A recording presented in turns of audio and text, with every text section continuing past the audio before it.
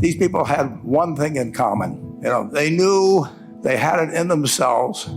They knew they could be something beyond where they were.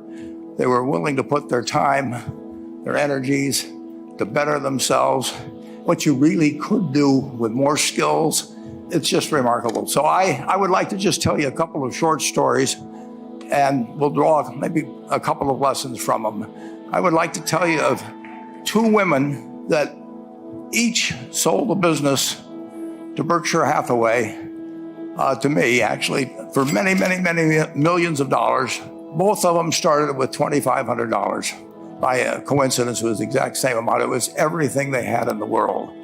And one of them was a woman who landed in Seattle in 1917, couldn't speak a word of English, had a tag around her neck. The tag said, Fort Dodge, Iowa. The Red Cross got her to Fort Dodge, where she was reunited with her husband who had come to the country a couple of years earlier. And she lived in Fort Dodge for 2 years. And as she put it, she felt like a dummy. She couldn't pick up the language. She couldn't learn a word. And so she and her husband decided to move to Omaha. So they came to Omaha in 1919. And there she found a small colony of Russian Jews, so she started feeling more at home. And then as her oldest daughter went to school, she would come home, this daughter, Frances, and she would teach her mother the words she'd learned in school that day. And this woman, Rose Blumpkin, spent 20 years saving money, bringing first her siblings over, her mother and father, $50 at a time. She sold used clothing to do it. She had 4 children during this period. And by 1937, after 20 years, she'd saved $2,500. She went to Chicago and she bought what she could of furniture. Her dream had always been to open a furniture store. And this woman who had never gone to school one day in her life, with $2,500, but with the same spirit that the people in this room had about having a dream and working to accomplish that dream, she built a business which she sold to me in 1983 for $60 million approximately, and which did $1.5 billion worth of business last year. The 4th generation is working in that business. This woman, Rose Blumpkin, she worked for me until she was 103. And then she retired and she died the next year, which is a lesson to all of Berkshire's managers that premature retirement, you can't tell what's going to happen. But Mrs. B, with her $2,500, one further fact about her, she could not read or write. And she went into a furniture business, and she didn't bring anything unique in furniture, but she brought a determination to succeed. She knew she could outwork anyone else. She knew she cared about her customers. She worked at very low gross margins, but she built this incredible business. And I saw one other woman who did a similar thing with $2,500. I paid her hundreds of millions of dollars for her business.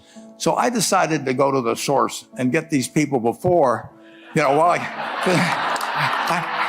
don't want you guys coming around to me asking me hundreds of millions of dollars. I'd like to join in with you much earlier. So I've followed this group. And today I'd like to tell you about one other small business person. This person, I went to buy his business from him, and he turned me down, which was very wise. But this was a fellow who was born about 8 years before I was. He was born in 1922. We'll call him Jack, lived in the Midwest. He was a pretty good athlete, didn't like school much. And I'm going to tell you one thing early in the story. Maybe you can figure out who the guy was. The company he built hires more college graduates each year than any other company in the United States. And this fellow, who was destined for this but did not know it, Jack, went to college for a year and then dropped out. He really wasn't that interested in school. And the year he dropped out was 1941. And when the the United States became under attack, he went down to the Army Air Force recruiting station, volunteered, and they turned him down because he had hay fever. So he went over to the Navy and again volunteered, and they took him. They put him on an aircraft carrier. He flew small fighter planes during World War II, got 2 distinguished flying crosses from the Navy, and then he came back to the Midwest. So now we've got a young guy, probably by this time he would be 23 or 24 years old. And the interesting thing is, he got back to the Midwest, and he actually kind of went from one job to another for a short period of, or not such a short period of time. And he finally became a used car salesman at a Cadillac dealership in St. Louis, Missouri. And at age 35, having moved up in the organization, the sales organization, he said to his boss, "Could I go into car leasing business with you?" The boss said, "Well, if you'll cut your salary in half and you'll come up with," I think it was $25,000, which he borrowed, "we can become partners in a car leasing company." So my friend Jack started at age 35 in the car leasing business. And he had 7 cars. It was pretty slow. In fact, one of the things he did was whenever the phone rang, he let it ring 3 or 4 times so people would think that he was very busy answering other phones. And of course, it was the only call he was going to get all day. So his first venture was okay, but it wasn't really going to go anyplace. And there's a lesson in this for all of us. At age 40, he decided, with 17 vehicles, 17 cars, he was going to go into competition in the rent-a-car business. So now he's taking on Hertz and Avis and National and people like that who have hundreds and hundreds of thousands of cars. And he's got 17 cars, and his cars aren't any different than theirs. I mean, he's buying them from General Motors or Ford or Chrysler. And he can't get the airport locations. Those companies have them all sold up. But he was determined that he would basically offer the customer, can't offer him a different car, but he can offer them friendlier service than they've ever seen. And so he started a company. He named it after the battleship that he'd flown from in the Pacific, which was the USS Enterprise. And he died about a year and a half ago. But when he died, his rent-a-car company, starting with those 17 cars, was worth more than Hertz and Avis and all the rest of the rental cars put together. The man's name was Jack Taylor, and his son, Andy Taylor, is a good friend of mine, runs the business now. A grandchild is in the business.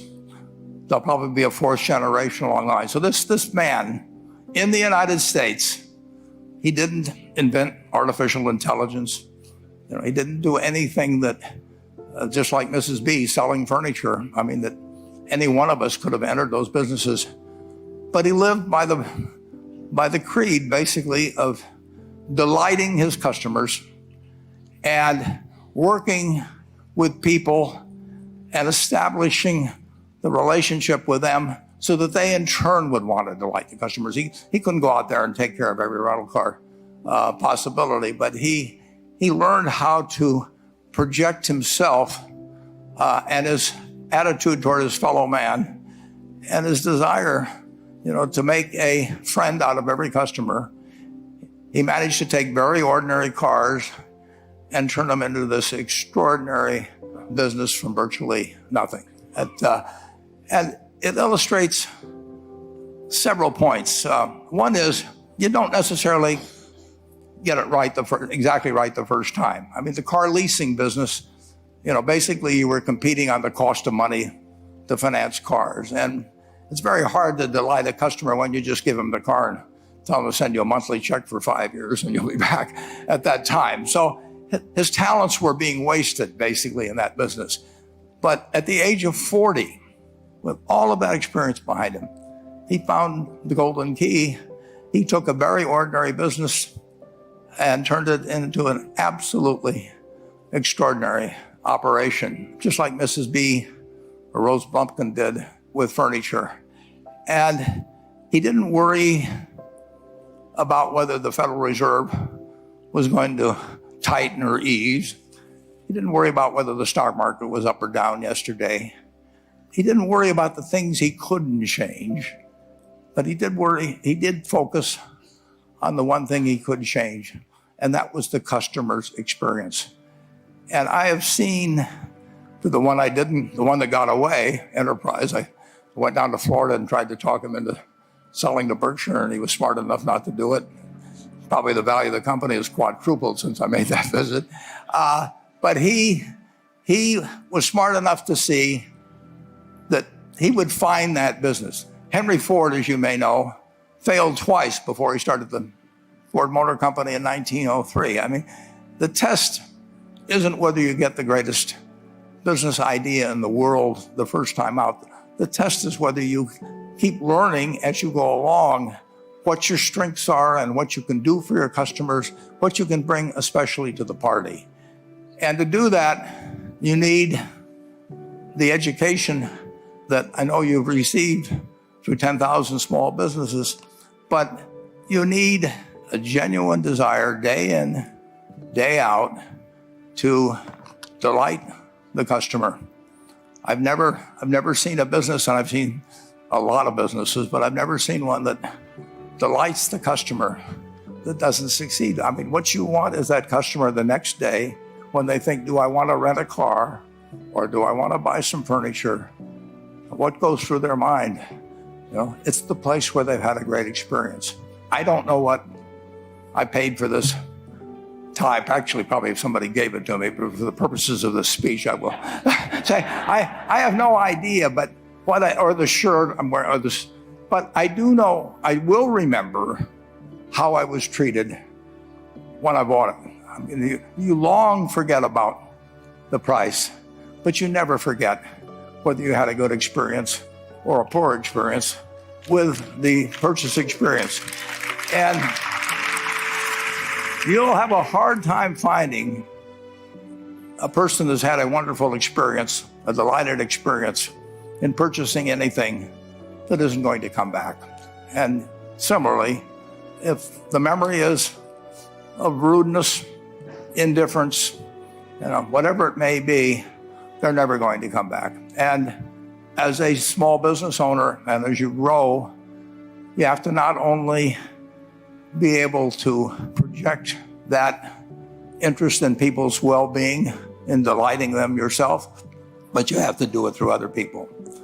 And you won't be able to do it through people who themselves do not feel they're being fairly treated, that their views aren't appropriately considered. So you really do have to learn to multiply yourself through other people. And I advise the young people to come to Omaha. We have a number of classes. The key is to, certainly in terms of your personal life, the most important decision you'll make is the spouse that most of you will likely have. And it's very important to surround yourself with people that are better than you are. You are going to move in the direction of the people you associate with. So you constantly, I've been enormously lucky in that respect. I mean, I've just had teachers and friends and a spouse that really was a better person than I was. And I had enough sense to learn from these people that life went better if you behave better yourself. It took a while. So I advise you to seek out, as your partner in business, your partner in life, whatever it may be, look for the people that actually are examples to you rather than somebody that you think you need to straighten out yourself. And simple rules like that, delighting customers, working through other people, associating with people that will cause you to move in a better path than you might otherwise have, they will take you so far in life that it's hard to believe. I mean, they took Rose Blumpkin without being able to speak a word of English, couldn't read or write, and they took her to what is now a $1.5 billion business. And incidentally, there's been no money put in it since the $2,500. That's been the total capital paid into the Nebraska Furniture Mart. And I think if you looked at enterprise, I don't know their books the same way, but my guess is that very little equity capital has been added to enterprise over the years. The business built on itself. So I want to tell you, I admire this group enormously. When I met Dr. MALOU's class on September 22nd, 8 years ago, I was thrilled. And I admire people that are doing what you have done. Working hard at your job at the same time, you took on an added, really, lot of hard work to further your skills. 99% graduate. I mean, that's a mind-blowing statistic. And I'm looking at 2,200 people here who I admire. I'm cheering for you, and I can tell you the best is yet to come. Thank you.